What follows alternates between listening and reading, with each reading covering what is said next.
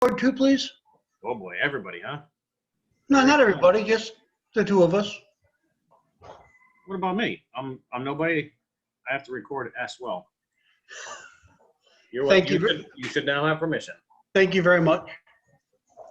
All right. It is now 7:01. I'm going to attempt to call this meeting to order.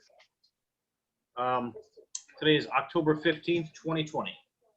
And I'm going to start off with a roll call. Chris DeRosiers already told me he's not going to be here. Bruce Edgerton. Here. Jonathan Kastner. Here. Alan Parody. I see his name in there. Alan, you with us? I'm here. Sorry, I was looking for my unmute button here. Oh, that's all right. Mary Ann Stay? Nope. Christy Stroud? I'm here, but if there's an alternate, I'm happy to drive home. Okay. There is actually. Dan Reinheimer Yes. and Ben Whalen. Here. So does that mean you're bowing out, Christy? Well, I guess I just didn't see it on the agenda. Is there a call-in? Because I can call in, but if there's an alternate, I'd rather not. Okay. Yeah. No, there's an alternate. We have plenty of people, and you're off the hook. Thank you. Have a great night. Well, real quick, congratulations on becoming a full-time member finally. Thank you. This is the first time hearing about it, but I'm awesome. I'm very excited. Can't wait. All right. Isn't that nice? The first time a full member Right. of bowing out. That's great. Okay. All right. So if you're out, thank you. All right. Thanks. And I'm gonna see Stan in her place. All right.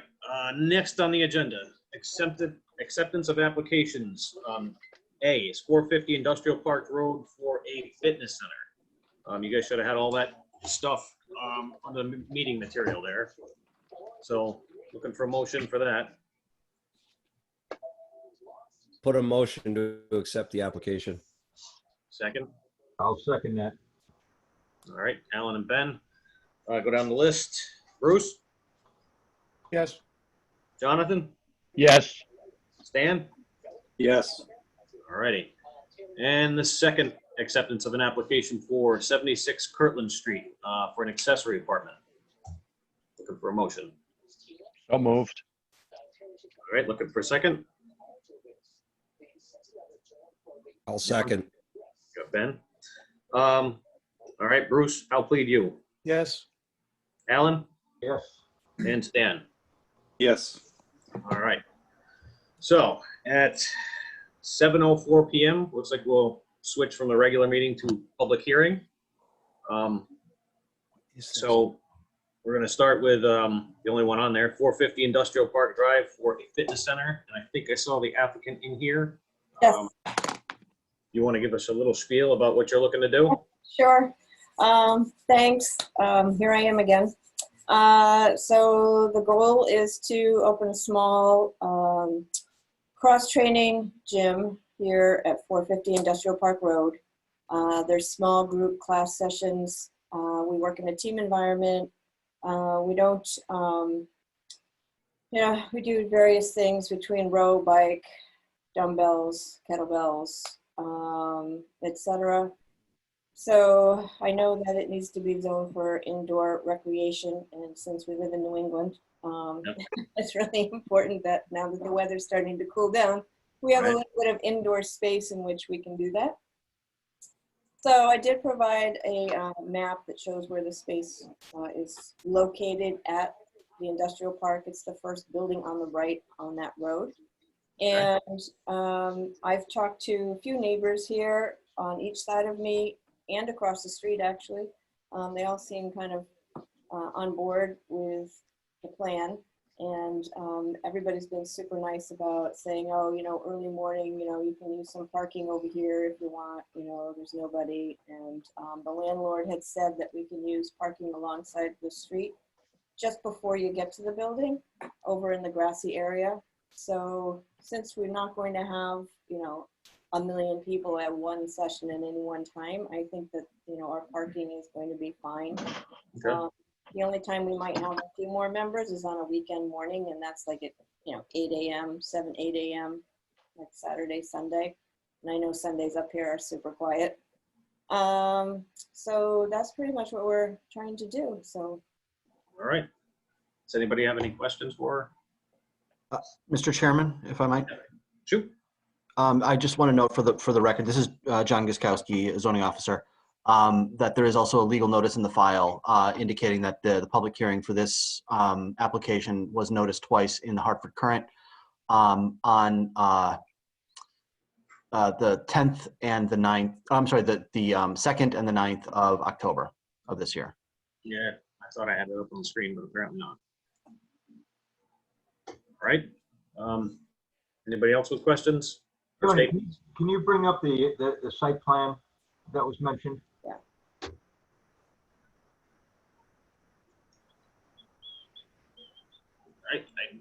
That's not it.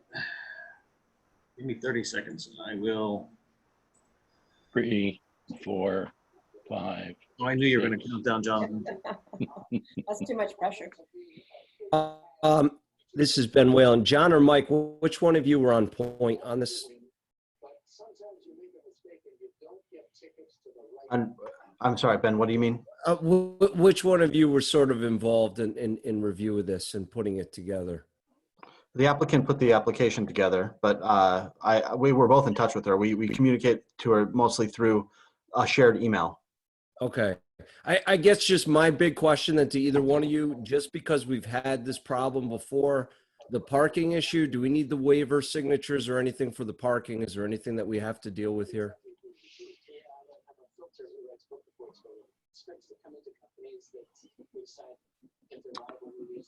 I have to see which regulation you're referring to, if there's a parking waiver.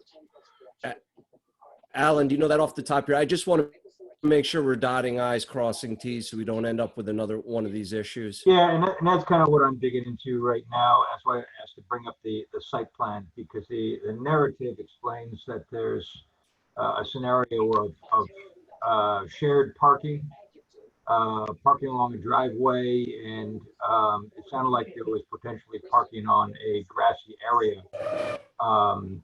So That's fancy. I'm just, again, it's to Ben's same point. I'm curious, are we meeting the actual requirements of parking for this use? And is it dependent on other occupants of this area giving up that space? So again, is it a permanent scenario that the parking is available to the tenant? So I don't have the site plan, but I did bring up Google Street View. So I'm assuming it's the first building on the right, you said? Yeah, it is. And if Okay. if you look down towards, where this island of trees, To my, just past the red car, past the dark car, there's, we'll get there. yeah. Technology, right? Technology, yeah, right there. Yep. Yep. So my entrance door is behind that tall tree, and I have the bay door right there to the right. Okay. And so there's basically 2 parking spaces in that drive right in front of the bay door. If someone pulled up, someone could pull behind, and then I have the parking space like on the other side of the island there, and I can pull up and someone can park behind me, like just like that is right there. Yep. All And right. so the people that are in that building now to the left of the island, that's Interpro, and the gentleman that works there next door came out and said, like, early morning hours, you can park, that car that has the kayak on the top of it. He's like, you can park there and put 2 cars there, because nobody comes into Interpro until 8:30 anyway. And, we're by and large, we'd be done.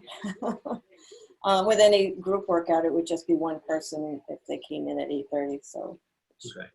And you also said that you're allowed to use this grass area. Yeah, so the landlord, I guess, owns that property right there where your mouse is, and he says we could park along the grass there at the end. And I know Ding Doctor, he only does by appointment only, so he's typically not there, especially early morning or in the evening hours when we would do another workout. So he said that we could park there.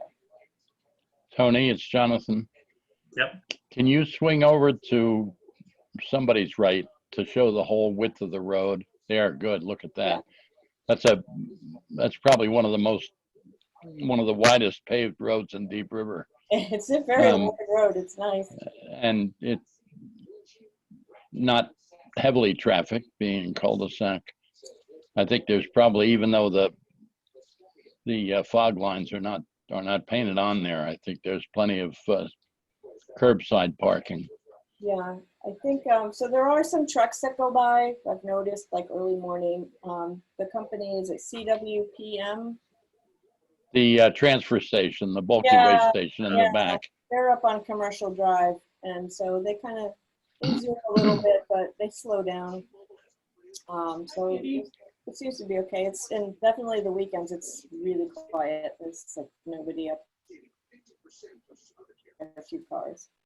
But yes, it's a nice wide road. I love the cul-de-sac. We can do a cool down walk to the cul-de-sac and back. It's really nice. All right, does anybody else have any more questions? Let's see if I can switch my share back.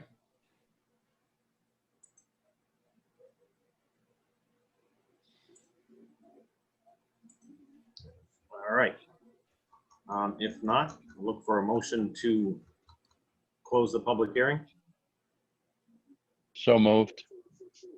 Jonathan, Yes, sir. looking for a second? Bruce, I'll second. All right. Alan? Yes, sir. Yes. All right, Stan? Yes. Ben? Yep. All right. Let's see what else we got. All right, so it's like we'll call the public hearing to a close at 7:13. Moving back onto a regular meeting. So this is the part where the audience is citizens. So if anybody in the audience here has anything they want to bring up. Tony, Gary Clark, 46 Laurelwood Drive. How's it going, Gary? Very well. I brought up at the last meeting about the 199 Stevenstown Road cease and desist. I'm Mhm. wondering if there's been any movement or on that. Mike and John are here, so wait for them to pop back up. Sorry, I was typing up a note. What was the address? The 199 Stevens. 199 Stevenstown Road. Give me 1 second.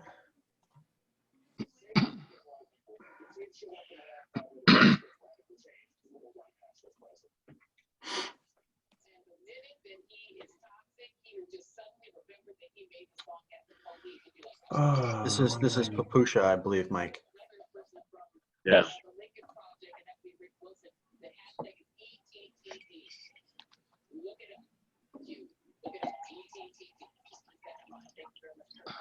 So, yeah, we have basically been, since we received it, and I don't have the receive date in my notes here.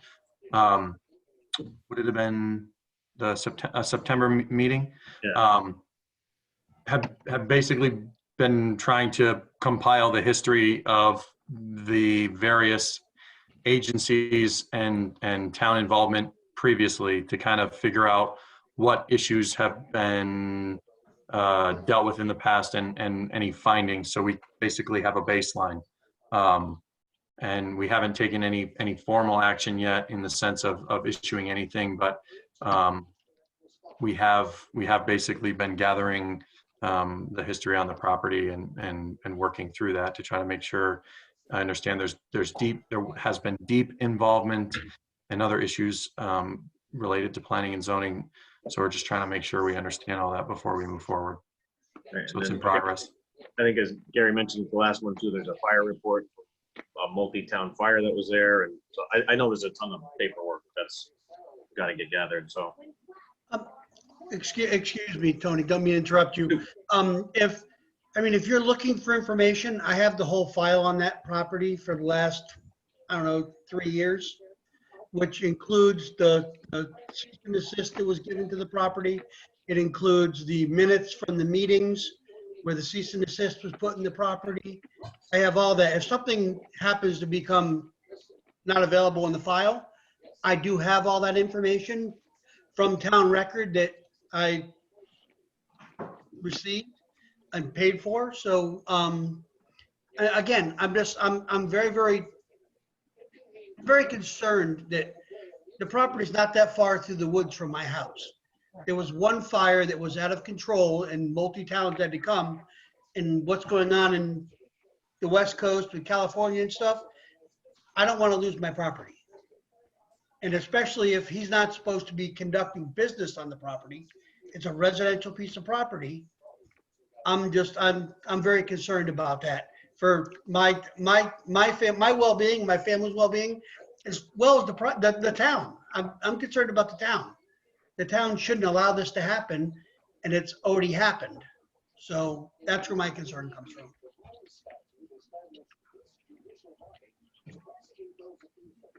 Right. I'm coming.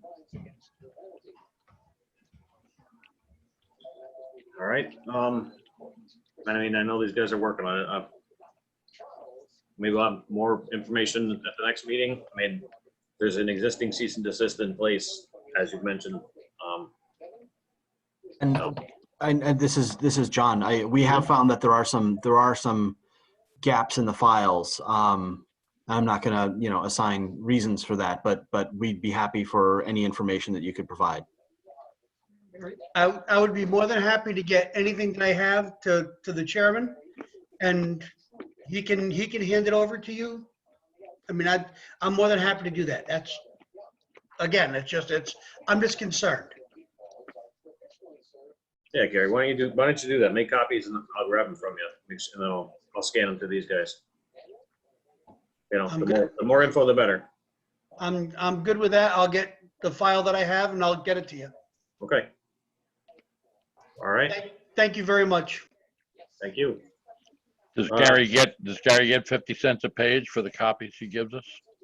I'm just gonna scan them. I think I paid $1 a page. So. Well, you went to the wrong person. Anybody else, audience of citizens? Anybody else, something they want to talk about? All right. If not, moving on. Approval of minutes for September 17th regular meeting.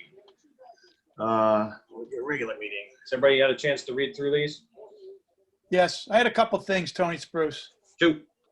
Just cleaning something up. 4A, the very first line, a public hearing, it's got was held twice, so just to clean that up. And then I had a question to John on reports, item 3. So reports is 5, item 3 under that. No. The last line of trying, it doesn't read right. Is that word "and" supposed to be "are sharing paperwork on this situation"? Otherwise, I'm trying to figure what that phrase means there. It's not a sentence. Right. Yeah, sharing. that should be our sharing. Are sharing. Okay, good. Got it. Thanks. All right. I'm good. 2 corrections. Everybody else all right? If not, looking to accept I'll make a motion to accept, Bruce. the corrections. Anybody second? Second. All right. Jonathan, yes? No? I wasn't here. I'll abstain. Oh, that's right. I'm sorry, Jonathan. That's okay. Alan?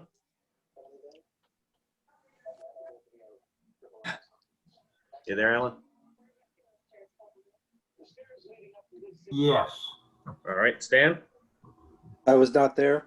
Oh, that's right. Yep. Oh, that's all right. Oh, there's 3. I guess I'll vote for it too. So there's 4.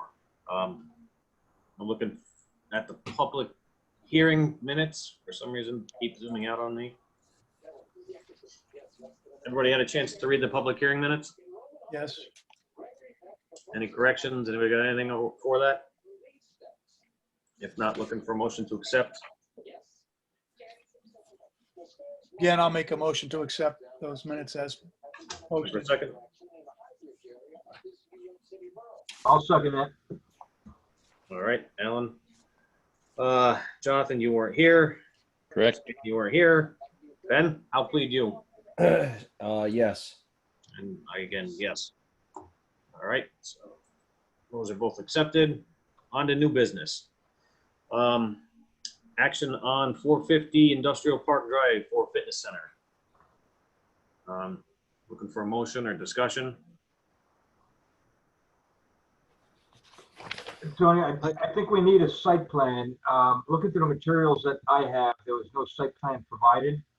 I saw the checklist, and there were some things that were either weren't submitted or they were not marked not applicable. I know the public notice was in fact posted, but I think a site plan is important to demonstrate the parking intent here, as well as the list of the abutting, if not property owners, the tenants, because again, in the narrative, it talks about the abutting tenants relinquishing their parking to meet that requirement. So I think it's really important that we follow up on this, especially whereas it's a special permit, which requires that they demonstrate that they have the parking required for the use. And if nothing else, at least a letter from the property owner, lessor, that parking will be made available for the use. So again, in the application, I don't see a specified occupancy, so we really can't determine how many spaces are required, and then demonstration that those spaces are available. I would have to agree with Alan's comments. All right. You mentioned either a site plan or a letter from the. I think we need both. Yeah. Site plan, if the landlord is saying that he's going to provide the parking, then it should be indicated on the site plan. I would suggest that the applicant actually work with the ZEO, in context to the applicable regulations, and make sure that they're reflected on the site plan. So that sounds. Go ahead. I'm sorry, Tony, she did submit a site plan. I regret the fact that it's not with that scan, but she did submit one indicating where the parking was. Yeah, she mentioned that, so. I have a copy of it, so I can either share my screen, send it to Tony, I can email, but I have a copy of it. It was provided. So I don't know what your thinking is, but I can. No, if you want to share it, I'll figure it out eventually. Yeah, because Jonathan here interrupting. What level of parking is the applicant thinking is necessary?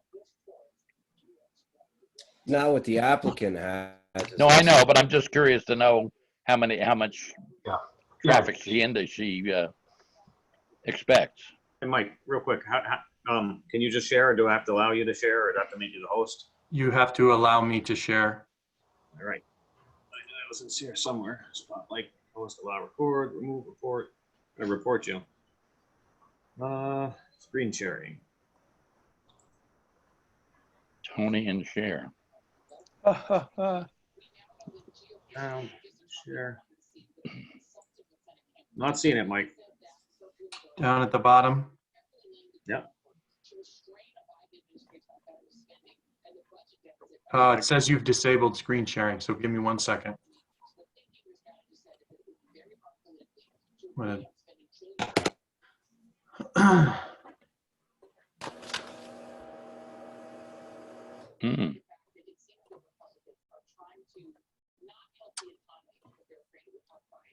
Yeah, Tony, I'd like to mention too, looking at it says site plan / special permit application.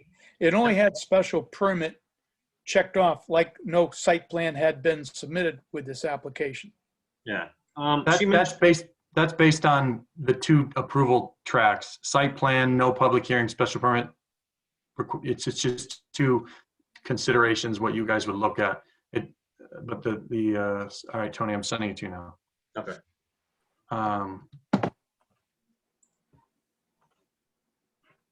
on Teams. And man, should have it. Spotted it.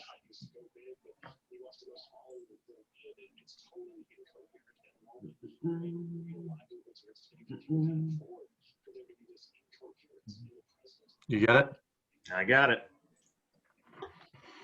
Let's see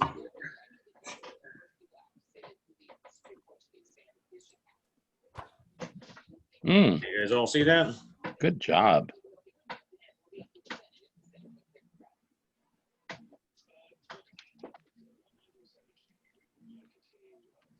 All right, so she is this unit? To the left, the 1,000. Yep, and then she has parking here and here, plus this overflow over here. Yeah, and per the regs, she needs to be able to have access to 5 spots. Okay. And this is John, I'd also, yeah, so it's a range minimum of 5, but section 11.6.2 allows for joint parking in a multi-tenant building, assuming that the applicant can show an offset in peak demand, which is what Ms. Sen did mention. Okay. Okay. Well, I still think we need some clarification because in the explanation, we were told that the activity, the training activity, would take place potentially outdoors in the parking lot, which would eliminate parking spaces.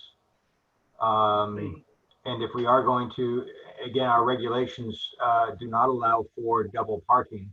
A car has to be able to pull in and exit unobstructed by other vehicles. So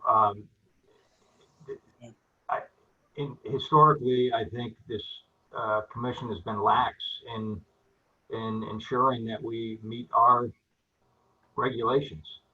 I would love to see this use here, but I think there's a burden on the landlord especially to ensure that the parking that's necessary for this use is provided.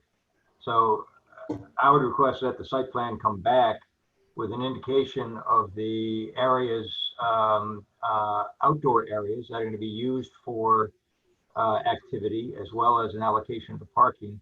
I expressed it at the prior meeting that this place in particular, when you have a mix of uses, where you have a fitness, which is more of a recreational use, an industrial park where we have potentially heavy equipment, it's a consideration. So the overlap of these uses does put the burden to demonstrate that the requirements are met and that the safety of the public is provided in this particular use. All right, so we're kind of in a pickle here because we closed the public hearing. So we can't actually accept any more evidence. So unless there's 2 options here, we can have John and Mike as a condition, they can review this thing, or we can deny them and have them come back. Yeah, this is John. My suggestion, I would suggest that I think I don't know if the commission believes that there's a serious parking lack there. If they genuinely believe that there's a parking crunch, then perhaps you're within your rights to deny this, because as you point out, the hearing has been closed. But I would suggest that there seems to be ample parking, in my opinion, and perhaps a condition of approval could just be to clean up the parking plan to demonstrate where the suitable parking on the site would be located. Yeah, that was my thought too. The problem is, Alan's right. I mean, we've got new parking predicaments two times already, and this comes up quite a bit, so. Yeah. And on one of those, we ran into the same situation of a condition of approval.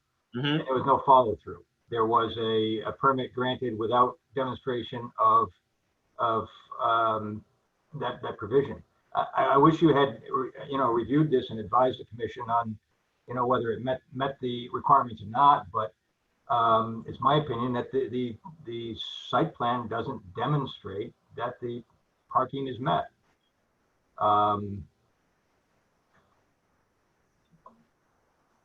cannot make a determination based on this, especially without letters from the abutters, the landlord, proving that the parking is provided.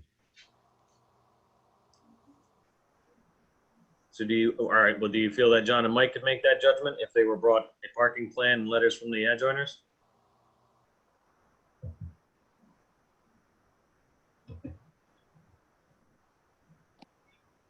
How do we do that and not end up in the same predicament? And I'm not saying it's against Mike or John here, but we've ended up in a bad predicament twice.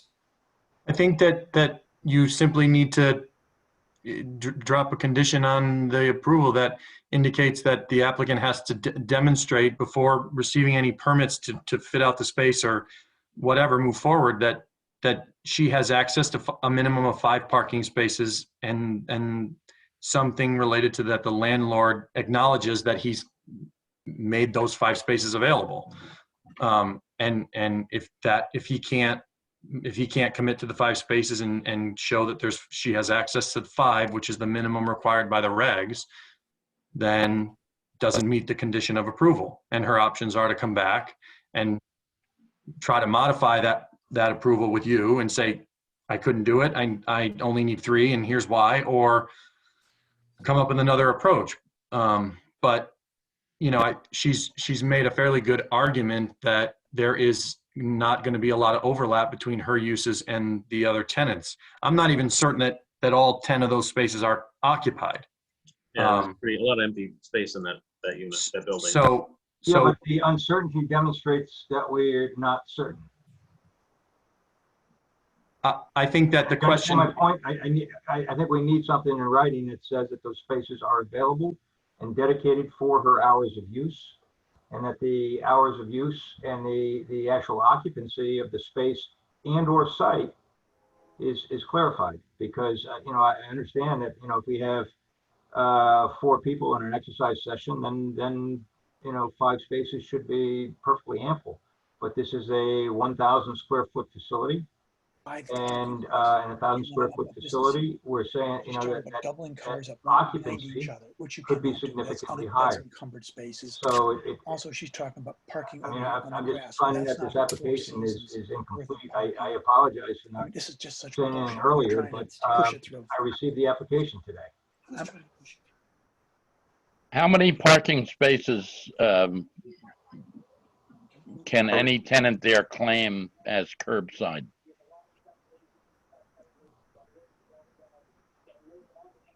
I don't think I understand, Jonathan. I'm just wondering how many, what would be in a different setting, curbside parking spaces? You mean for the whole building? Well, sure, or for bearing in mind that you don't want to block in the people who are parked head into the building, but I'm just wondering, do we gain any parking spaces there for anybody's use? Is it public parking, as it would be in the village on Main Street if somebody finds this empty space? Gotcha. Well, I mean, like I said, if we're all right with that, and you trust that they'll come forward with a parking plan and letters from the adjoiners and the landlord, if that's our motion, and everyone's all right with that. No.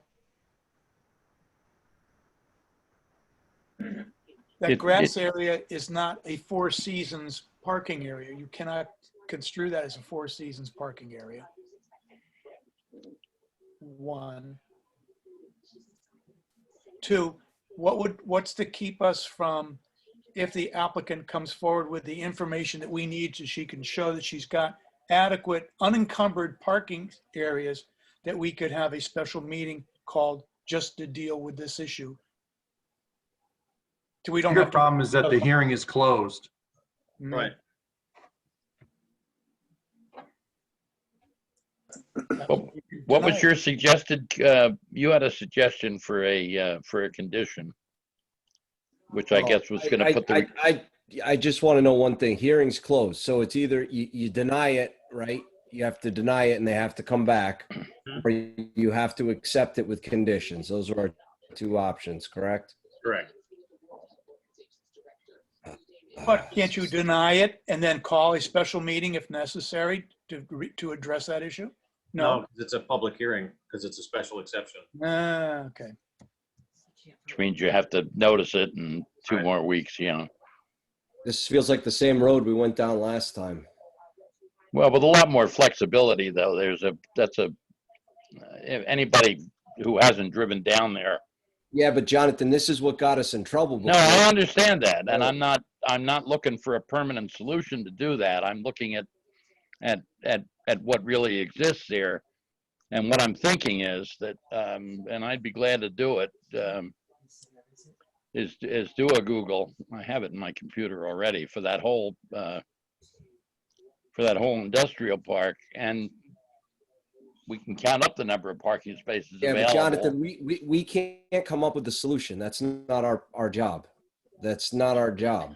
It might be our job to find out how many parking spaces are available there, just so we know what we're talking about.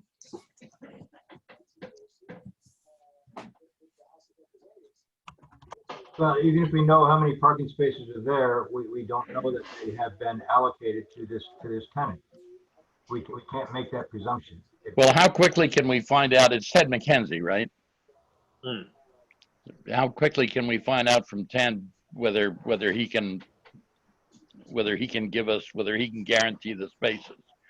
If he can do that, it seems to me that we've solved at least this problem for now, and look forward to the future. So I'm kind of playing around with some wording here, and I would, to the extent that it's reasonable, I would also kind of remember that this is her second application before the commission. The public hearing is closed. So the only, a The condition. first application was to change the regulations, was it not? Correct. It was to change the regulations to occupy Unit 5 of this building. She's been before the commission before. A suggested condition could read something along the lines of that the applicant shall provide to the satisfaction of PZC staff that the landlord has demonstrated that Unit 5 shall have unrestricted access to 5 parking spaces. Sounds like a lawyer did it.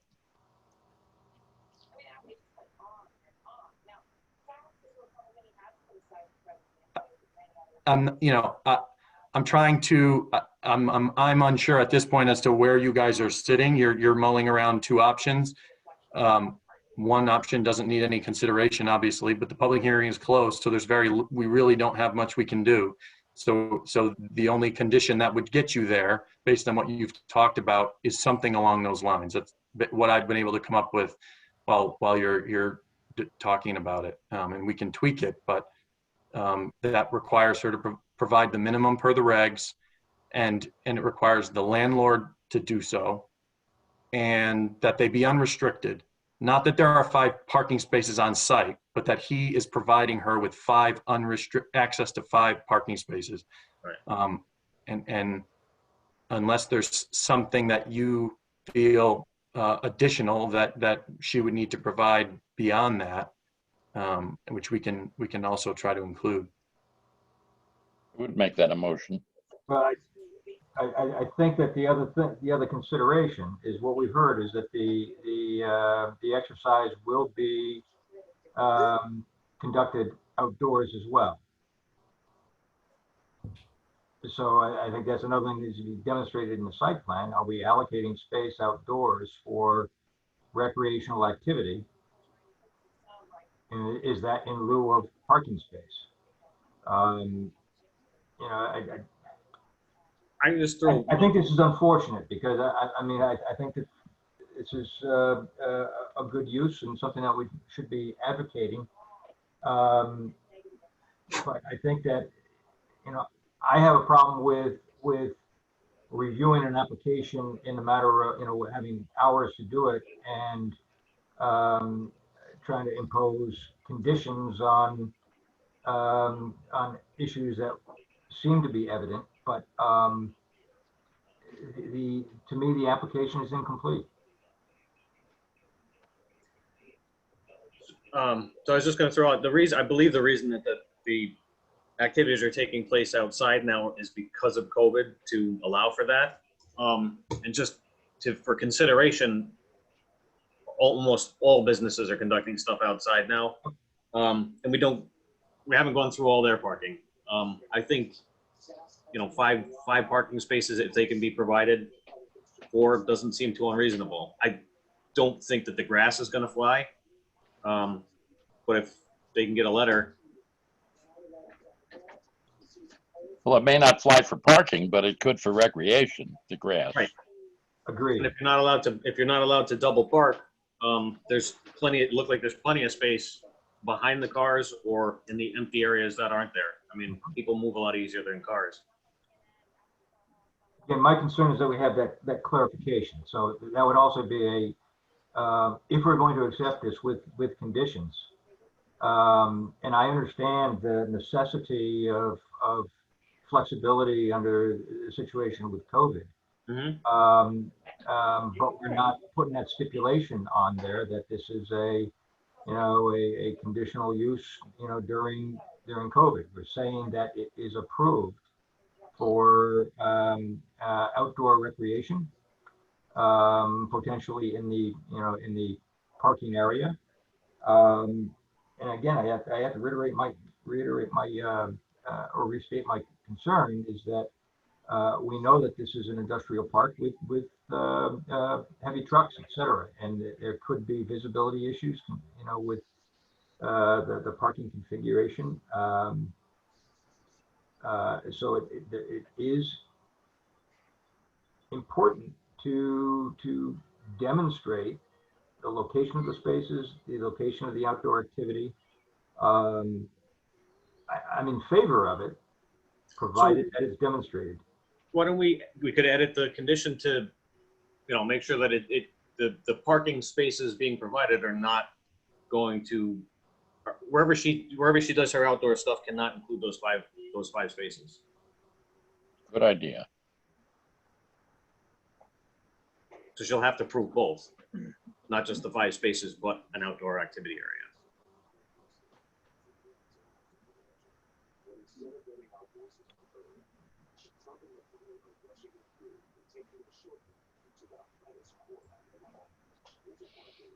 And I apologize. I hate to be hard-nosed on this one, but I think we've set some bad precedents as a commission in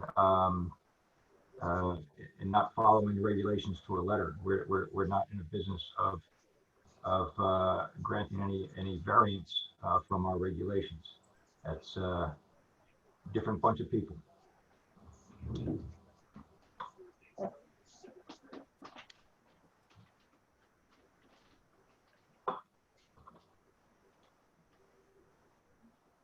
So might that proposed motion with the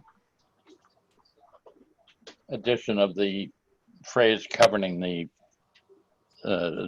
saying that the 5 spaces shall not include recreational space, might that work? Right. Any fitness activity shall not be conducted so as to limit or restrict the access to private on-site parking. Well, I think we can probably talk this to death. I think that unless somebody's got a great new idea, I don't think we've exhausted our options. I think we have to, I respectfully say to Mr. Chairman, I think we're probably time to vote. Well, before we do, I would like to ask the CEO, when you received the application, I suspect you've had time to review it.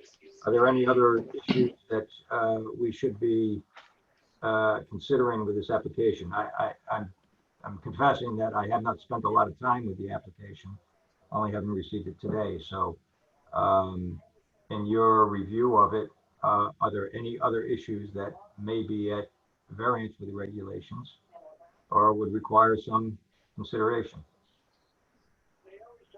So I think that based on, our review of what the proposal is and also the concerns that have been raised by the commissioners, that the discussion of potential conditions of approval alleviate and address those concerns. I think that will deal with that. I'm just referencing her application. She's saying that she has also talked with the neighbors, one of which is Interpro. It's hard to see on the site plan, but Interpro has half the building.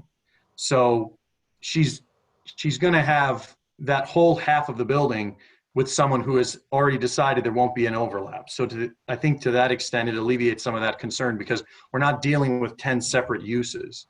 But I think that there are ample places on the property where fitness classes can be conducted that are not going to get in the way of parking. Most of these things happening early enough. I agree that parking on the grass is not, a long-term deal because we get snow and mud and everything else and snow storage.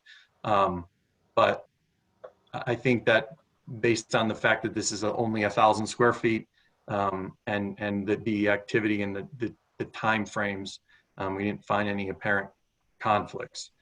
I do think it's necessary to get the commitment from the landlord as opposed to the tenants, because the tenants are tenants. If these tenants are gone next year, you potentially have 4 tenants where you have 1 right now, and those 4 tenants, would want to have potentially want to have the parking event. So I think it's necessary for the landlord to commit those spaces to this tenant. Yeah, and so that first condition would require that to come from the landlord. Correct.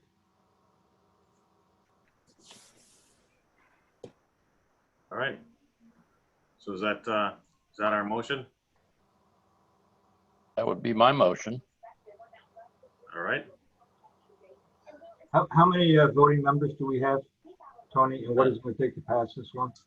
Let's see. We got 1, 2, 3, 4, 5, 6 of us.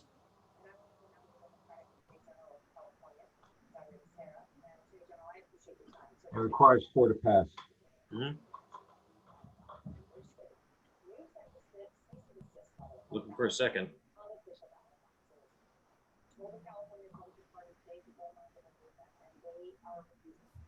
Anyone? Wow. Can we clearly restate that again, the condition that we're adding on that? Yeah. I was just going to ask the same thing. I think Mike had it typed up. Let me see if I can find it. So the condition would be the applicant shall provide to the satisfaction of the planning and zoning staff that the landlord has demonstrated the unit 5 shall have unrestricted access to 5 parking spaces, and any fitness activity shall not be conducted so as to limit or restrict access to the on-site parking spaces.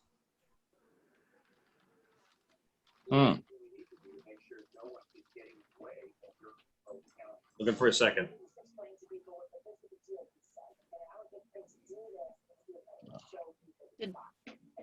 Nobody. Did Jonathan make the motion? Jonathan made the motion. I can second it if you want. I'll second it because then it gets the motion. We can discuss it further. Okay. Thank you. Bruce. Is any more discussion on this?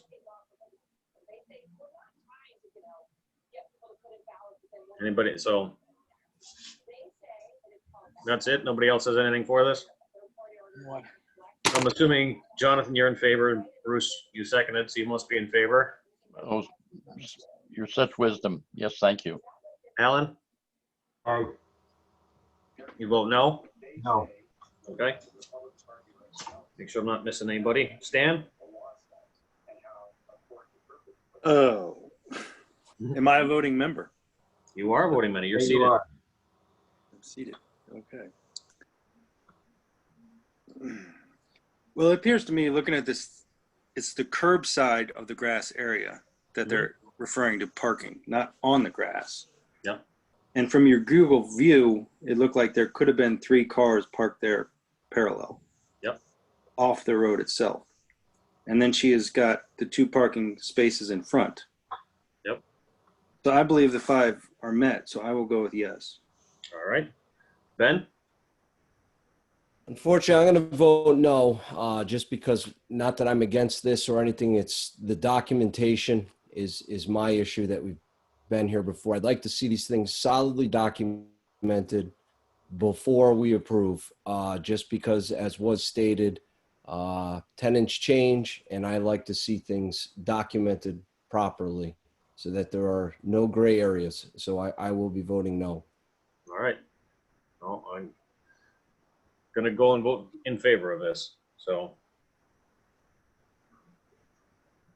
It looks like you passed, so if I can share the other part of the screen, we'll move on here. I would like to say, though, that a lot of this probably could have been avoided if there had been better preparation for this meeting, coming to this commission, talking about the parking, et cetera, so that we wouldn't get into this kind of thing once again. Yep. I would agree with Ben. This is a real pity that an applicant is having to go through the ringer on something that looks, on the face, looks like it would be a good thing to have there. Yep. Without the correct groundwork being done to support that.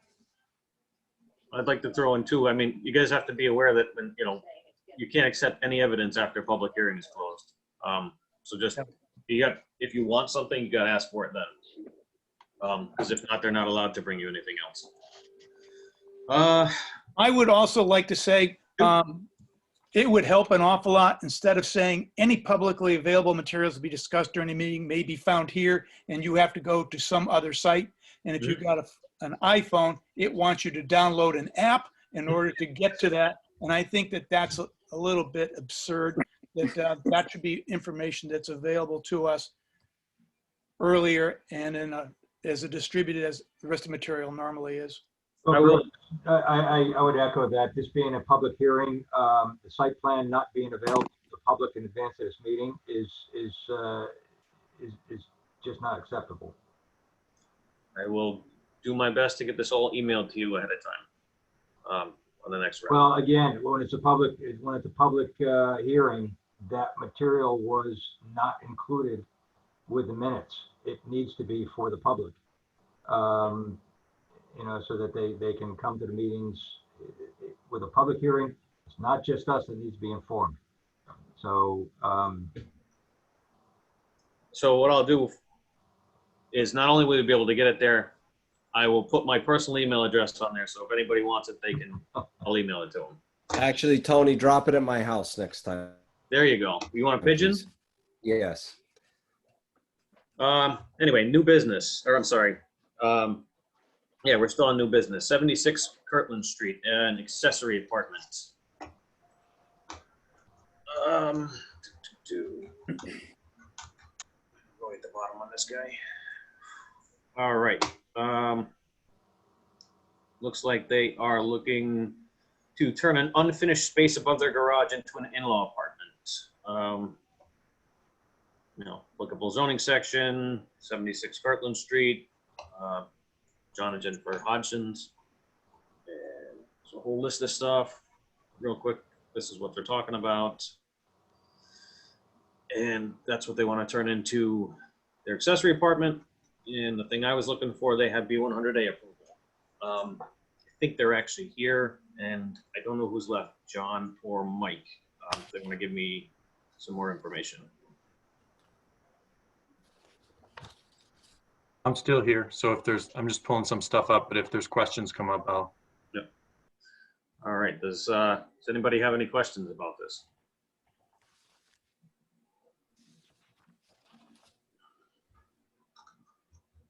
Not it, huh? All right. I'm only looking at this for the first time right now.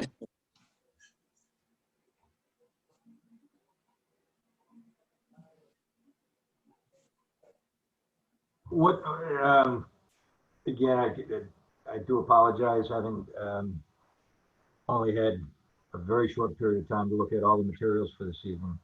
I was not able to go back to the regulations to understand any restrictions or requirements for a second apartment on a property. What section of the regs is this located under? 7B11. I'm sorry, say that again? 7B11. Thank you.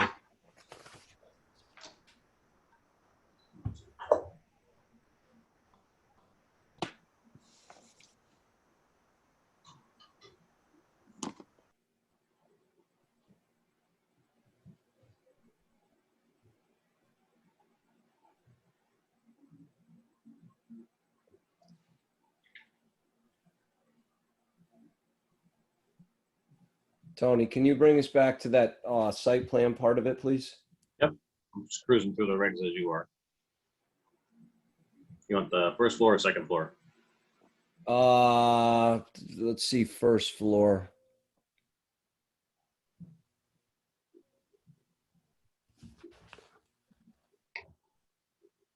Entrance is on the side.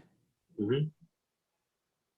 Where is the street in relation? Because the garage doors aren't on this. There's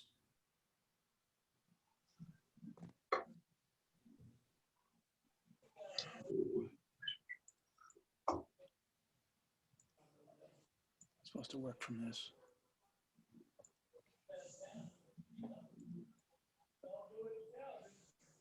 Are we allowed to answer any questions? Or the homeowners? No, this is just a, oh, can you, there? I thought it was just a regular meeting. I'm sorry. I was getting to your house anyway, but it looks like the trees are in the way.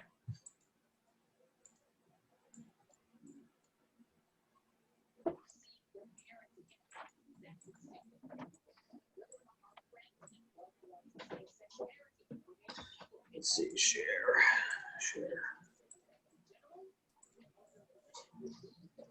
Is that better?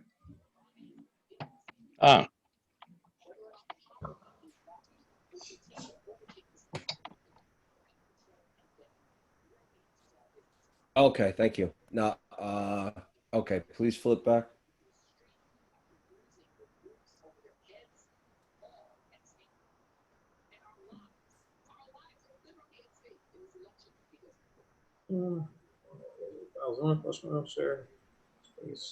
Thank you. So where is the proposed entrance on this thing? Looks like it's right here. Yeah, it's right off that porch, right? Yeah.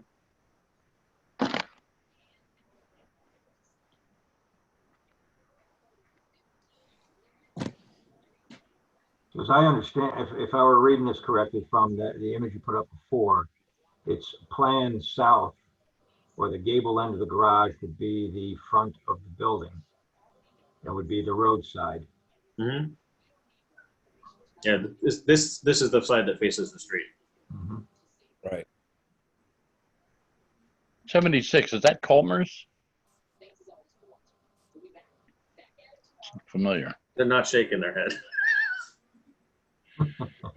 Just trying to orient myself. And so just to clarify, they can answer any questions you have. It's not a public hearing, so nobody else can speak, but the applicant. Sorry. Yeah, I'm sorry. You're right.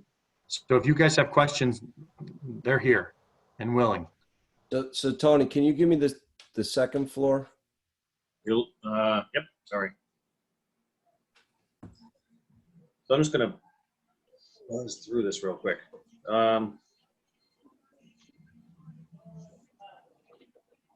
Primary dwelling and accessory ownership, it's all in one building. Original footprint for a minimum of 10 years.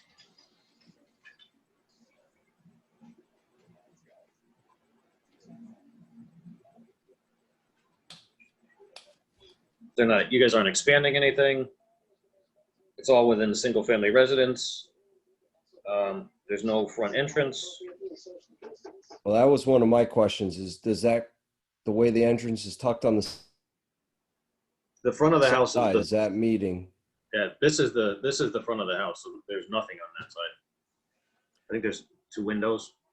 Yeah. There are only one way of Okay. egress, and So Ben, you are asking for clarification that the entrance to this unit is where the stairs seem to be indicated. On Yes. The north side of the garage. Is that Yes. correct? That's the entrance to the unit? That's what I'm trying to clarify here, just to make sure we're meeting that, because it's not really. This is a question or a clarification from the owner. Please, if you could just confirm. Sure. There is another door on that. There's a front porch. So where you see the entrance, there's an entrance to the main house. Right here. And then, yep. And then the other little opening is another door that can go right into that other area.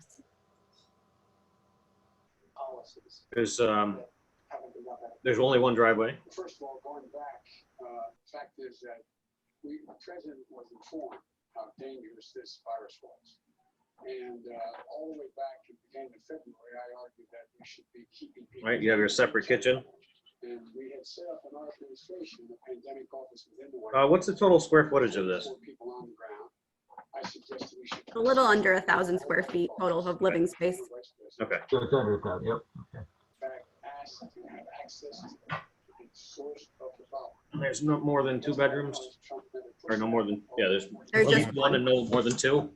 Yep, just one. So housing, fire, basement, 3rd floor, attic space. adequate septic. Yep, got B100 sign Sure. on. Right. He said he didn't tell anybody because he was afraid Americans would panic. Americans don't panic. He panicked. He didn't say a word to anybody. Then I City wrote a water. piece in March about what I thought we should be doing to take hold. Did they file so there's the owner of the residence shall file with the zoning enforcement officer on or before January 31st of each year an affidavit on a form to be supplied by the zoning enforcement officer certifying that the primary dwelling and accessory apartments are in compliance with the conditions and requirements set forth above. So that's an annual requirement once you get initial approval. I'm sorry, I couldn't hear you.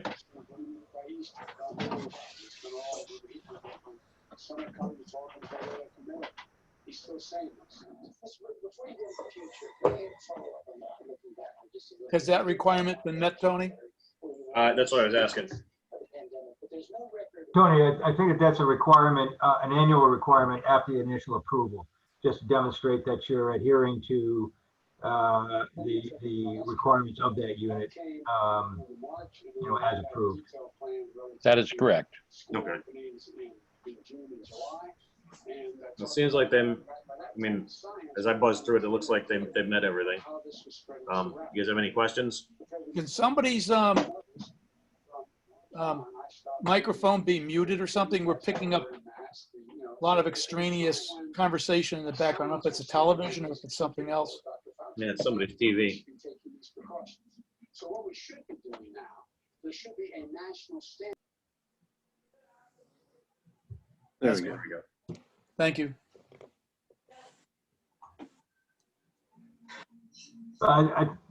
Personally, I think this looks pretty straightforward, and I think it appears to me to meet the conditions for this use in this zone.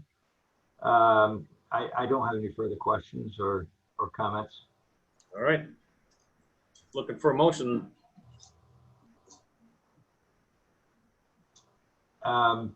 I would move to approve the application.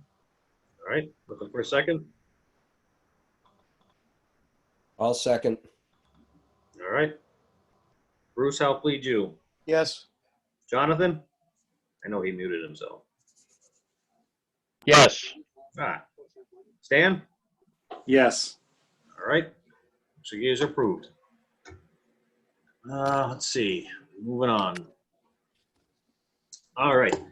So I threw this on here, and I know this has come up a bajillion times, to have a meeting between planning and zoning, wetlands, and EDC. So I just picked some random dates, and I'm just curious how you guys feel about this. I mean, I know everybody's begged and pleaded, and I mean, I've asked myself since I've been on here. If you guys are all right with this and the other commissions are too, looking for some input here. Tony, is there any chance of getting a date sooner than these initial dates that you're putting up here? This is something that's been talked about for a long time, and the first selectman had indicated that he would facilitate this. Yep. When the idea was brought up. I think that there's a lot of issues that are being discussed at EDC in particular that pertain, that are pertinent to planning and zoning. And I agree. I think time is of the essence. We don't want to discuss this at a later date when, you know, things have already moved forward and there's a potential for disagreement. I think it's important to board this train earlier if it's possible. So the only reason I did what I did was because I know you have to post your agendas, you know, by a certain date, and I don't have it in front of me, unfortunately. You know, your yearly meeting schedule. So I mean, Nancy would know more than I would, or you know, one of the CEOs here. But you have to have this, you know, set in stone ahead of time. For your regular meeting. You can't have a joint meeting in advance of the fiscal year without it appearing on your calendar. Hold on one second. Let me see if I can. You could, I think that you could get the commissions together and it would be a special meeting. Yeah. You just all have to notice it. All three commissions would have to notice it. Because I think it's, you know, it's probably going to be a little bit of work to try to get that size of a group together. So a special meeting may be easier, give you guys more flexibility. Gotcha. I mean, in lieu of that, if we had if we invited the chair of inland wetlands and the chair of economic development to attend our next meeting as an introduction, I think it's important to show some initiative on this. So, I mean, I'd absolutely be in favor of a special meeting. But again, in order to get a special meeting, you got to talk to the other chairman at least to set an agenda for that meeting. So if we put them on our agenda to talk about the potential of a you know, a discourse, if not a meeting, it will get the ball rolling. We can in the guise of our own meeting, identify the items that we would like to bring to the table to discuss. Okay. Yeah, that's, I mean, that was, like I said, this is just a start. We've been talking about it, and let's just try and get it done. So yeah, absolutely. I'll reach out and see if they're willing to do a special meeting to, you know, to kick this off, or come to one of our meetings.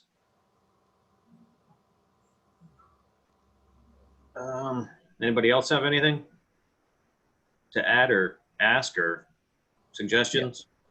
I'll just say that the published schedule of meetings is subject to change. Yep. So I wouldn't change anything there right now. Yep. And if we have to amend it, we have guidelines from the state on how much notice we have to give. Okay. All right. Anybody else? I don't think we need any motion or anything for this, so I just wanted to make sure we talked about it. Good job, Tony. Thank you. Thanks. All right. Moving on, the old food trucks. I think EDC had a lot of input for that, and so maybe that's, you know, I haven't seen anything new for that, and then maybe that's something we discussed with them, because like I said, they had quite a few things the last time I was there. If you guys are all right with that, we could bump that until they're available. If I could just add something quick. Yeah. So in looking at these in various towns, I think there are two ways the commission can decide they think it should be handled. And there's sort of two regulatory pathways. We talked about this a little bit, I think. it's, one would be creating a zoning regulation and dealing with it as an accessory use of some kind and in certain zones and requiring permits and approvals. The other would be through an ordinance. The sort of deciding factor, I think, is if in the commission's estimation, the most appropriate places for these could include parks and along roads that are controlled by the town and state, an ordinance may be more appropriate. It allows state police to be involved and other agencies, but the town has control of the road. So we can't create a zoning regulation that would, the applicant would have to be the town or someone on behalf of the town if it was along a road or on whatever. So is this something to think about as you if you're going to talk about it with EDC, whether or not you want to deal with it through a reg or an ordinance? Well, I think a lot of their stuff was they wanted to make sure that they said they've dealt with it in other towns and they were worried about trash. And they said the big thing you got to worry about is trash. They have to take care of their trash. They have to take it with them. That has to be part of it. So I just, those little bits of input, even if it becomes an ordinance, I think that's, it's good to have something with them. The immediate concern, I guess, is is 6 Winter Avenue, the High 9. Yep. I'm just wondering if there's a way that we can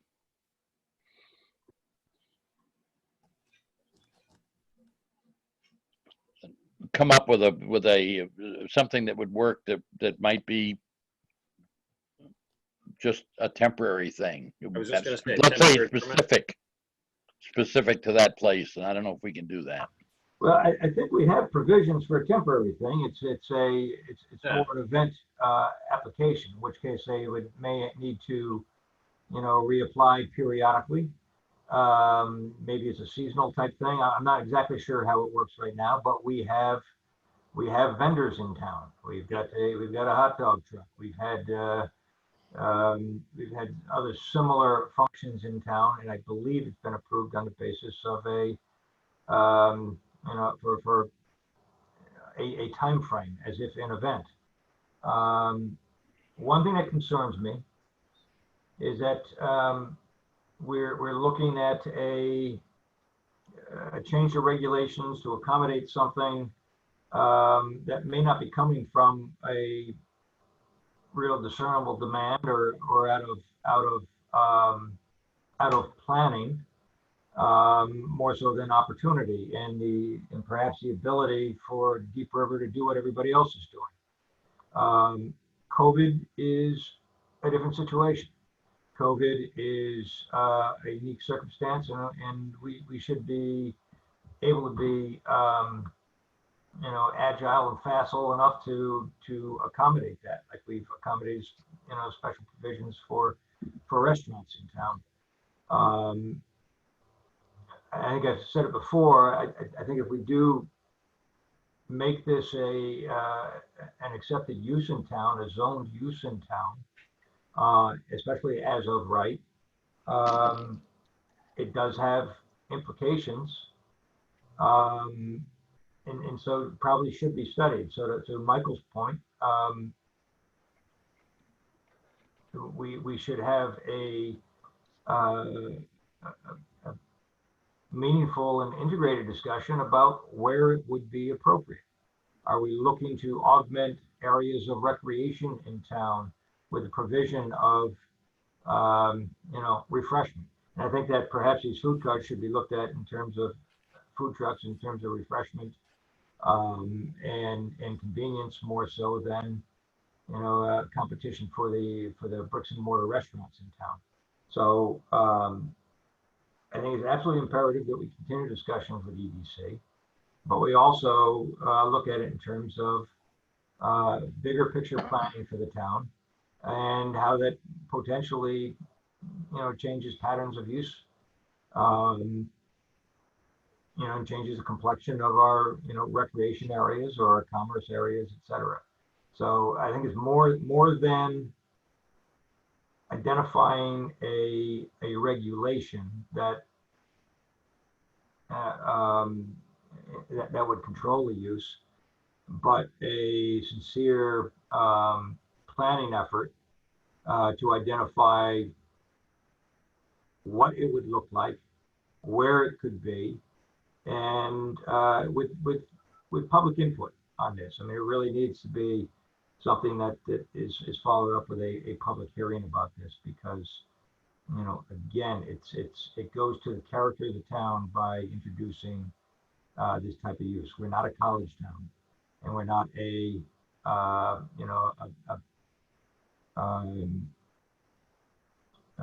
beach town or per se a real tourist destination. This is more of a community, and we need to understand how that affects the community. That's as brief as I could be. Sorry. No worries. No, I agree. I mean, like I said, I think this is going to be a continued discussion. So, you know, and like I said, I'd like to drag EDC into it. So, for now, that's the food trucks. On the building and demolition ordinance, I know there was a couple a couple of towns you'd looked at. Yeah. So, and just, I want to back up for one quick second, just to let you know, so that, again, just food for thought. One of the ways one town handled vendors was the Planning and Zoning Commission came up with approved locations that they felt it would be appropriate. If you were looking for approval there, it was a very low level requirement, administrative zoning permit or something simple from the commission. If you were not looking to locate in a pre-approved designated location, then it would require some type of higher level permitting, special permit. And they created those locations and said, we feel this is comfortable, appropriate, and we don't need to hear about every time someone wants to go for a festival or an event. But if you're not going to do that, then we need to look at everything because we haven't considered that location. So I'm going to move on from that. Demolition delay. Yes, we have dropped into that OneDrive folder some ordinances that we've found for your review and consideration. Just to keep the ball moving forward, John and I are happy to start blending them and come up with something that we think might work here. If you want to have time to review them, we don't have to, but we can start on that if you want. There's East Windsor is in there, and I believe Madison is in there. Yep. I think those are the two that I know I put in there. I can't remember if there's others. So we'll do what you are comfortable with. You know, you guys, do you want to review it, or do you want these guys to put something together from the two, and then we'll review that? Maybe do a little of our own research on the side. Well, I think it warrants some discussion as far as some of the intent behind this demolition delay. And since we have a village district, I think it's important to distinguish between areas in town that this is particularly important and areas in town where it might not be as important. So again, if we're in the village district, we have regulations that require a review by the Design Advisory Board, and there's a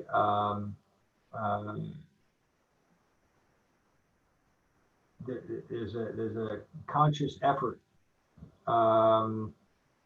to preserve fabric. There are other areas in town where this may not be the case. So I think we may not want to have this universally applicable and put a burden on somebody who wants to do a project, and so again, it may be different levels depending on the area of town that you're in with regard to the requirements. Whereas within the village district, it might be a mandatory delay and notification. And outside of the village district, it might be at the discretion of the zoning enforcement officer to make that judgment as to whether that building warrants a delay, based on age or context. So, again, I'm not throwing out as any particular language, but I think that would be, when we look at these other precedents, something that we should take into consideration in framing this such that it is appropriate to Deep River and not just an adoption of a boilerplate regulation. Well, we certainly want to differentiate between food trucks for events and food trucks as a regular occurrence. And if we were going, the idea of the pre-chosen areas that require only administrative is a great idea. If you can come to that agreement. I think I was speaking in regard to demolition. Oh, I beg your pardon. Yeah. I'm hungry. I understand. So I'll eat the plaster in the last. Sorry. I'm thirsty. Yeah, indeed. Well, I was just going to go back for a second. I don't think because this all came about from, and of course I don't have it marked in my regulations, but this all came about because we actually have a regulation that says we're supposed to, give 30 days notice if you're going to demo a building that's over X amount of age. And I think Jonathan was the one who brought it up last time. That came about, if it's over a certain age, you want to give a delay of demolition. So, people are interested in salvaging that kind of thing. They get the proper notice, or if there's there's input from somebody who's like, oh, that's a historic house. There's, something in the basement that has to be preserved, something along those lines. And we were kind of shunned away from that because we didn't have an ordinance to back it up. And I think if we go with age more than, how our regulation is written versus, studying the entire town and where we think it fits more appropriately, might be a little easier. Just my opinion. And I think that was the intent. Right. And I think it was 90 days maybe. And what we might want to do with that is I'm not sure whether what language we have now gave responsibility to anybody but the property owner. And it may be that if we're concerned about historic properties that maybe we'd want to tweak the wording and either include ourselves or the Historical Society or somebody, a public hearing kind of thing to help with that determination. We do have the Design Advisory Board, and I'd be hesitant to make the stipulation that it's of a certain age, because again, that may be one factor, the historic relevance. But there's, it could also be culturally or contextually significant, architecturally significant. Nope, you're right. It's more of a qualitative issue. And I agree. I think if we have a board, a design advisory board, and again, a mechanism for that type of review, and also already defined by bounds in which it could be applicable, we've got the structure to go down that route.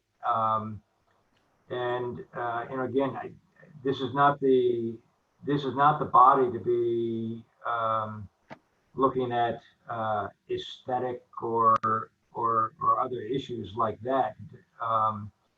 But we do have that body in place. So if they do come up with something that some recommendations in terms of aspects of a building or a site that should be preserved for whatever reason, we have the ability for them to make recommendations to planning and zoning, and planning and zoning then has the authority to enforce that by state statute. So I think we should begin to look at that as a possibility to frame when this would be applicable. That this can be some judgment call by the CEO, and there can be some guidance provided by the Design Advisory Board. Okay, yeah, I was just gonna, real quick, I'm gonna read you the part that is relevant. I finally found it. So, if a building or structure 50 years or older is to be demolished, no demolition shall occur for 90 days after the application for a demolition permit. Demolition must be legally noticed. At the conclusion of the 90-day period, the demolition permit may be issued. A waiver of 90-day period may be issued by the Planning and Zoning Commission if circumstances demonstrate to the commission warrant such a waiver. So that's kind of how we ran into this, and then it was found out that you need an ordinance to back that up. So maybe you're right. Maybe, consideration for the village district is different than the rest of the town because it is downtown and that's under design advisory. Yeah. But just, if we've, chewed Mike's ear off about that and he's got that in his mind, maybe he can come up with something for that. Me, Mike? Yep. I don't think So- we're finalizing it tonight. Well, so the only thing that I would say is the ordinance has to actually be the enabling, regulatory language. So the ordinance can't say we enable planning and zoning's regulation to do what it does. The statute 29-406B says that by ordinance you can require a holding period of up to 90 days. So the language would actually, whatever you guys are coming up with, would have to fit that statutory process and would have to, I guess, be adopted by the selectmen. So Gotcha. we basically have to craft it like we would a reg and then give it to the Selectmen. sorry, yes. I'm looking at the statute. Yeah.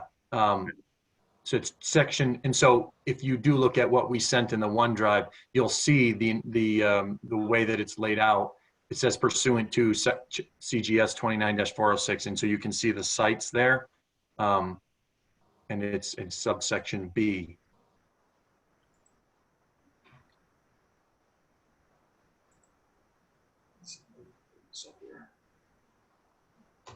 Doesn't want to do it for me. Give me 2 seconds here. I mean, I can read it. It says, in addition to the powers granted pursuant to this part, any town, city, or borough may, by ordinance, impose a waiting period of not more than 90 days before granting any permit for the demolition of any building or structure or part thereof. And that's subsection B. Subsection A is what requires a permit from the building official for the demolition of a building. All right, so basically we'd pass an ordinance. The ordinance couldn't refer to village zones or all that stuff. And then, I'm not sure that it couldn't. We would just have to make sure that the way it was set up, it fit the criteria. What I was thinking while Alan was talking about trying to make sure that the ordinance was essentially responsive, right? So that someone who was clearly demolishing a building that needed to come down didn't have to jump through the same hoops as someone who might be demolishing a significant structure. And what I was thinking about was, could we create some criteria? And if the structure checked 3 of the 5 boxes, it had to go and do the delay. But if it only checked 1, then it, so I don't know. I'm just thinking about it, but. Hey, Mike, this has been, I deal with this constantly. Most of that is you just go to zoning and get the waiver. I just did it down in Clinton. I've done it in Guilford. If you've got valuable reasons, you go in front of zoning and you're issued a waiver. If there's a matter of public safety or if you demonstrate certain criterias, I've personally been granted a waiver many times in many communities, and it leaves it pretty open for interpretation through the P&Z Commission. And instead of making it more red tape, just from being on the other end, it's a pretty cut and dry process that's followed. That at least the areas I work, it's been very user friendly. That's just my thoughts. You don't want to get too far out of the box from the other towns, especially when you get to Guilford, Branford, Madison. They are very historic districts and they're very, very careful about what they do. I've never encountered a problem if we've needed to get over that 90-day period. Ben, to Mike's if you point, go to the though, commission, if we've got specific conditions that need to be met, it allows it to be fair and equitable and not necessarily discretionary.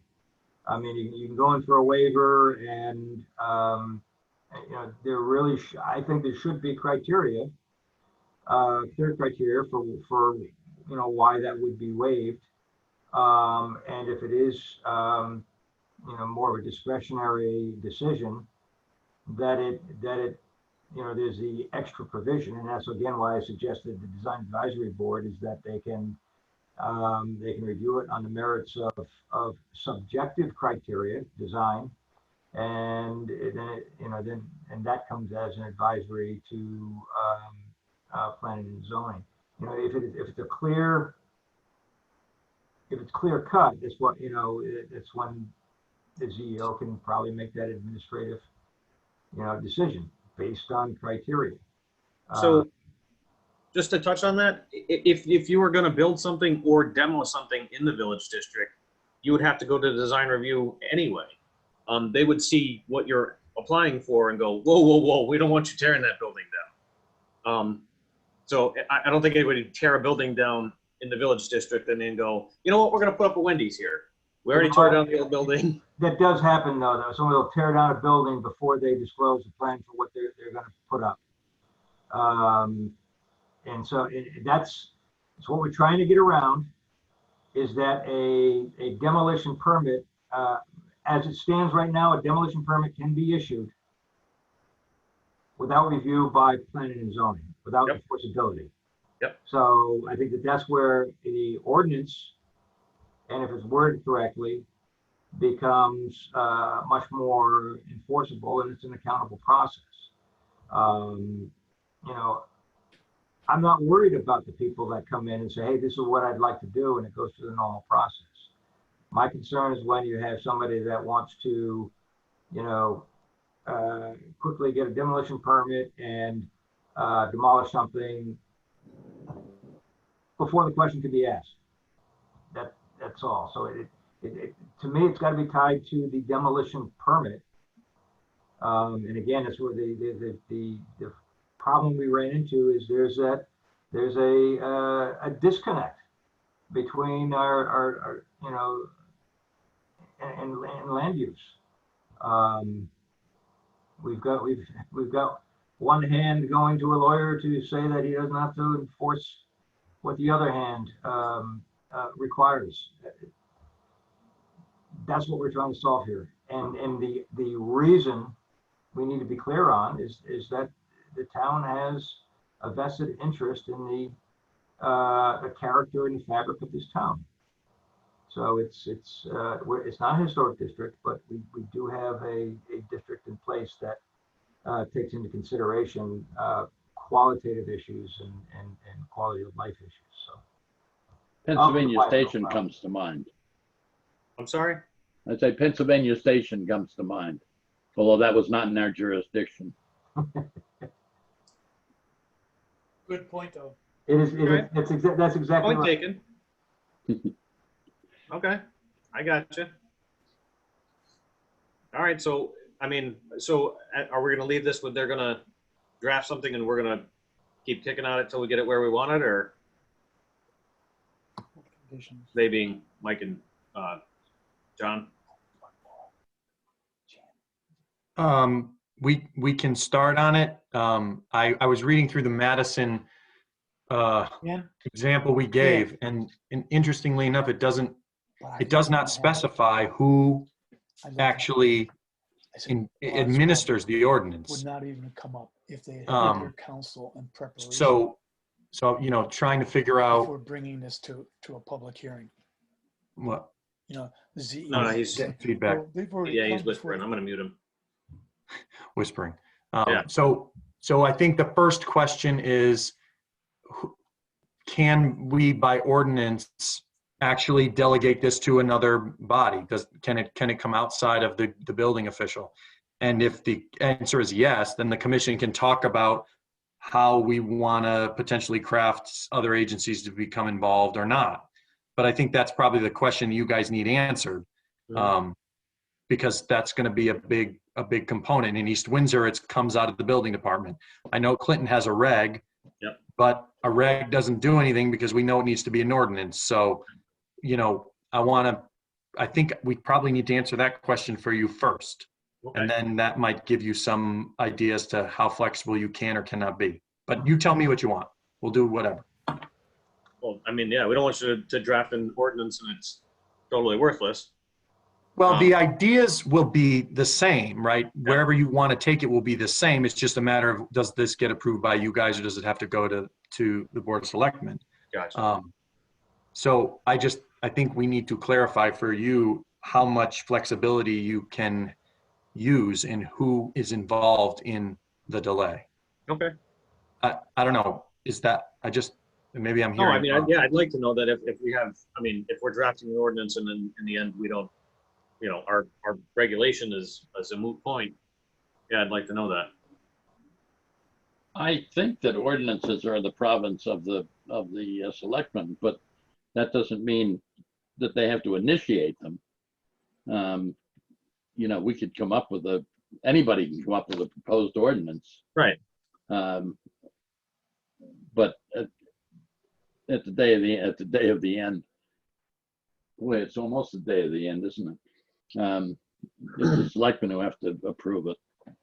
Well, you know what, I mean, if it comes down to getting people, you know, to do the delay, regardless of who oversees it, I think it's probably a good thing.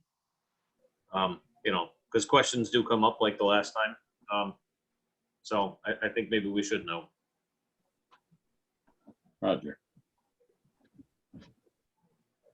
All right. So you're gonna get us some information, Mike? Yes, I will answer the question of basically, can we create an ordinance to authorize Planning and Zoning Commission to develop a process, or is the ordinance only to allow for a delay of the demo permit, which comes from the building official? And I want to just clarify that. Okay. Sounds good. And then it's all you again anyway. You got reports and CEO and attorney, and so right back at you, Mike. CEO report? So we're still picking away at a lot of the stuff that there was some backlog on. Frankly, there are a number of outstanding issues that were just left, and some of them are complicated legal issues with a lot of history. And I'm not going to sugarcoat it and say that the files are well organized in the same place, and so finding the history is very challenging for some of these. So we're doing our best to plug through that. So the inspections, you know, we're trying to get through on some of those inspections, and with some of those outstanding issues.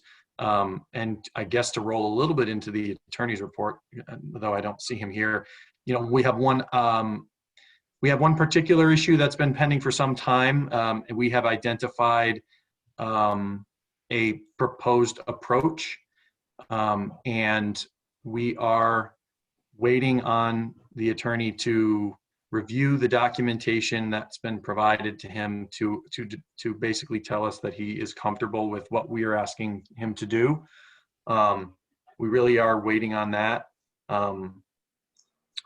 So I guess to the extent that sorry, what? I was going to jump in on that because I know the last time we were here, you know, Ben brought up discussing an alternate attorney, and as you've just mentioned, you've been waiting on the attorney that we currently use for quite a while to address something. And I realized that's not on their own business, but we are on the attorney portion of this. So I mean, I don't know if you guys thought about that or what your thoughts are. And like I said, I know Ben brought it up last time. Yeah, we've been waiting like 9 weeks. Oh, that's ridiculous. For what? So, is it just written something in writing so you could put something to bed? So basically there is a property that has filed a map long ago, now over a year ago, trying to, what we believe is create another lot. It's an illegal lot in our review of the land records, and the assessor brought it up to Julie. And so when we got it, we went through, did the title search, reviewed all the stuff, sat down with the assessor. went through everything, make sure she agreed with our interpretation, and then in August met with the town attorney or the commission's attorney, and basically said, we believe it's an illegal subdivision, and we want to file something on the land records so we issued him a notice of violation saying, if you can't prove it was a proper subdivision, we're going to file something on the land records that it was an illegal subdivision because we don't want you making use of the property. So we had that meeting in August, and we're basically just waiting right now for his review of that. So that's Jeez, kind of where we stand. That's pretty cut and dry in state statute that about illegal subdivision. I mean, that should have been a pretty easy opinion to render very quickly for us. I think that the concern that he had was sort of, what could happen if we were to file something on the land records, and sort of create what issues that could create moving forward. But it's challenging because there is another owner who owns the property, and he is unable to acquire complete insurance on his home because this land is in dispute. And so he's very interested in resolving the matter because he has a portion of the property that he can't get title insurance for. And so that he's very uneasy about that. So we're a bit caught in the middle. Is this Westbrook Road? Yeah. Yeah, that's a mess. I get it, but I mean, I had one of these that I did, and if you have the right land use attorney, these are very quick. I mean, this. Well, I mean, like I said, so I'm gonna pose the question because I don't know the answer. If we're, I know we've asked that whether we're under contract and we're not with an attorney, but I don't know if we set our own attorney. And then my other question is, what is holding you guys up from using a separate attorney as the CEO? Can you just call any attorney if it's all right? We don't have our own budget. No, I mean, there's a budget for attorneys. So couldn't you just pick one? I mean, I know you guys use Halloran and Sage everywhere. Couldn't you just, hey, this is who we use. We need help, and we're not getting it. The Planning and Zoning Commission is frustrated as well. How do we move forward with this? I don't have the answer. So my guess is that we have to talk to Angus about it. Because yes, we do have our own budget, but it's the town's legal budget, as we know. Yeah. So yeah, but it ought to go by Angus and the selectmen. But yeah, and we the can consensus. Sorry. We can. I can, or John, one of us. We can talk. We want to do what the commission's comfortable with. If you're comfortable, and we're not suggesting we can't work with, we're not making any judgments here. I know this has been an issue that you guys have had, but if you're telling us that you want us to see what options are out there to start moving some of these issues forward so we can get some resolution, then we can talk to Angus about actually landing that plane. But we don't want to do that if you're happy with where things are. So if you're saying you're not comfortable with where you're at and you want to see what other options exist, then the first step would be for us to figure out how we would engage someone else. And then once we figure out who that person or firm might be, making sure that, they have to check to make sure they don't have conflicts, right? That they don't represent people that the commission's had issues, that type of thing. But we do use Halloran and Sage. They are, for example, they wrote a number of the executive orders related to COVID right now for land use stuff. So they're extremely, they're top notch. They're very, very reasonable rates for municipal stuff. And they also cover all the bases there with the number of people that they have. Well, I think if you guys, without coming to us, if you guys find instances where there are easier ways out, right? Then I think go talk to the selectmen, because we don't owe anything to any particular attorney. It's just by custom, right? And if you're not getting what you need on a timely manner, and I think we need that. Okay, so we'll have a conversation with Angus about what the process would be if we wanted to make a change, if the commission wanted to move in a different direction, what would the process be? Who has to do the contracting? You know, what do we have to do bit like, Right. and then we'll start there and I'll pull that information together and kind of see where that takes us. And I guess the only other question is, do you want us to leave things with sort of this item, especially pending, you know, still waiting to have him review it? Do you want us to tell him, hold off? Hey, you know. Mike, what's the name of the guy up at Halloran and Sage? He resolved an issue for me in Clinton. Who would be the guy that would do something like this? I had an administrative merger on a piece of land over there. He resolved it very quickly.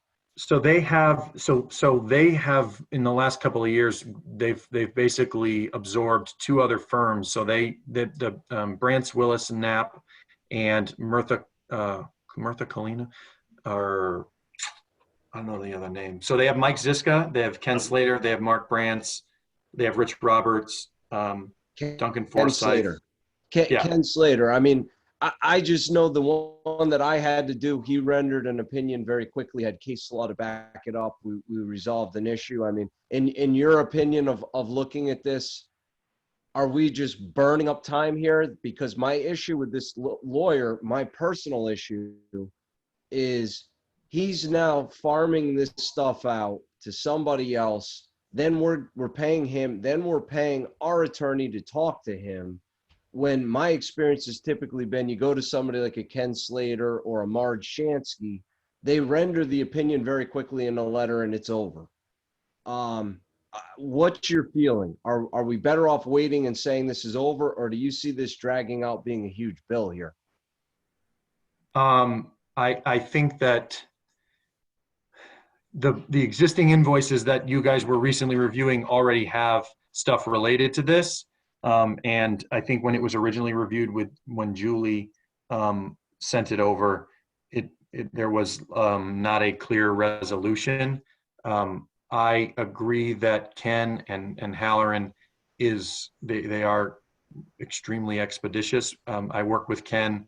I worked with him in Clinton. He runs Clinton Land Use, also in other towns, and I've found them to be very confident in the way that they approach these issues, so that we can move in a direction that we don't have to worry that we're going to have to do it over again if something happens, because they're right the first time, which is a very nice way to approach a situation with someone who is trying to take advantage of the town, because you know, you're not going to walk into a room and be more informed on land use than Halloran and Sage.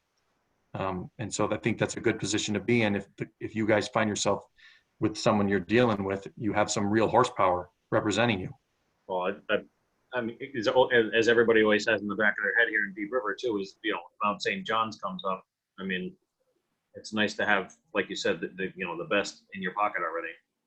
It's not only the best. The thing is, they're going to come with an arsenal of having dealt with this, maybe not to the same extreme, but they can usually pull something out of their file cabinet that parallels very well and tell you you're on solid footing or you're here. I mean, that's been the one issue I've had with this attorney. I don't know if he lacks in some of the stuff that we need, but too much research, too much time spent sideways compared to give me an answer if we're on good footing or this is right or wrong so we can move forward.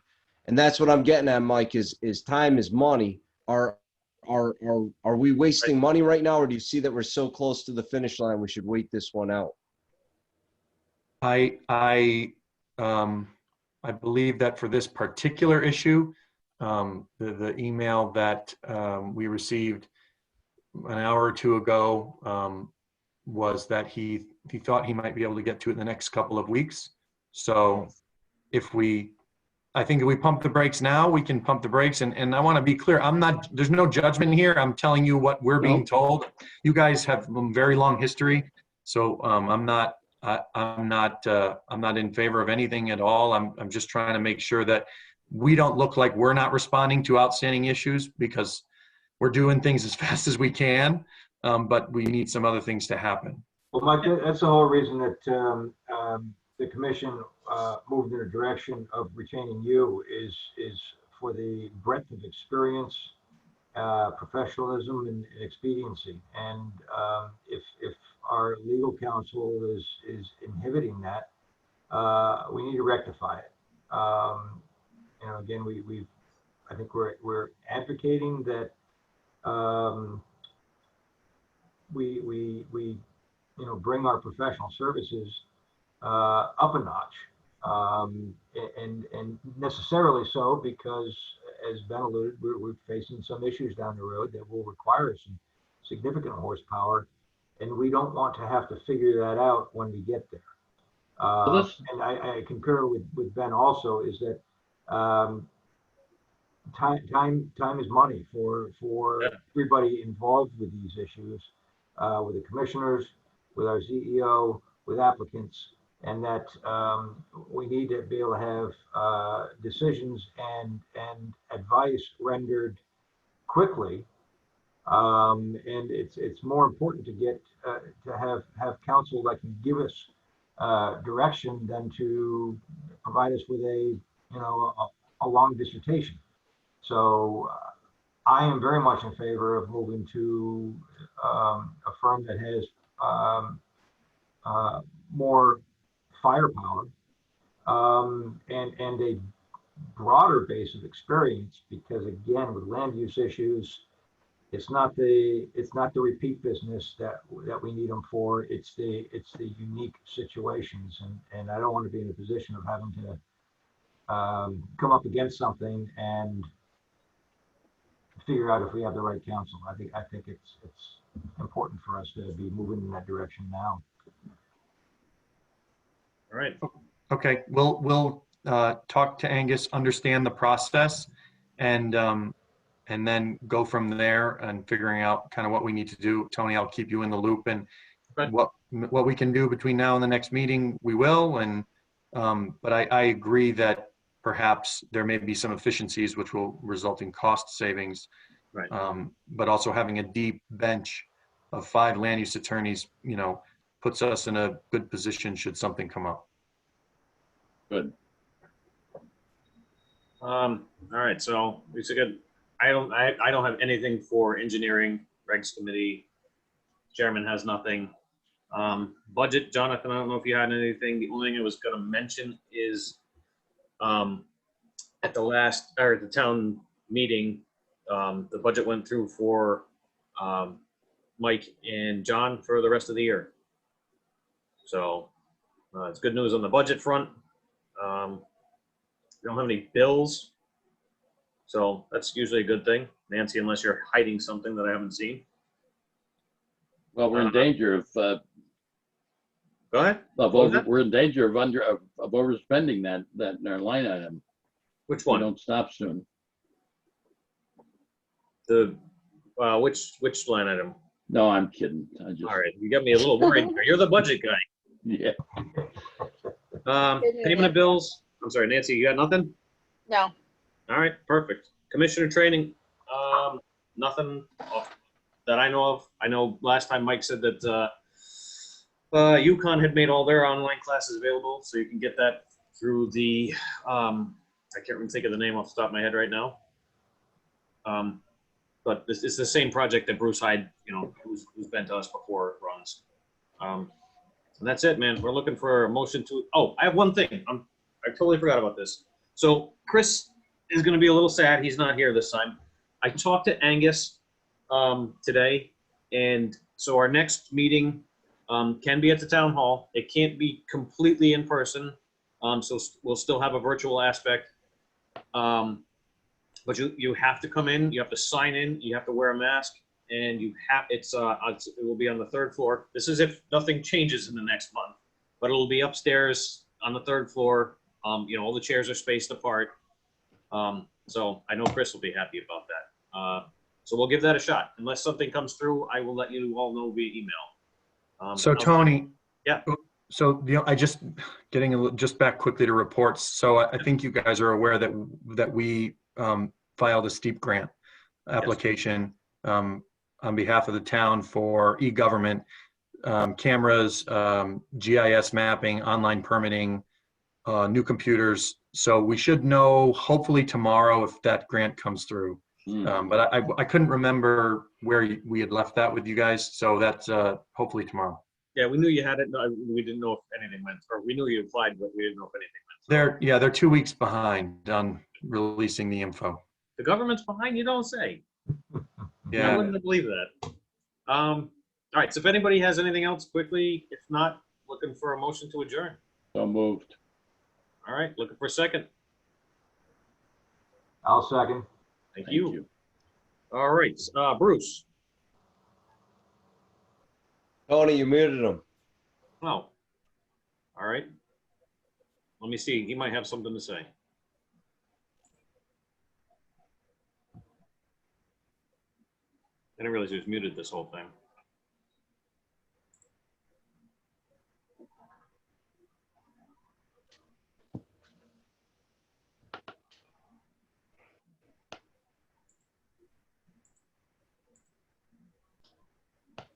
You hear me, Tony? There you go.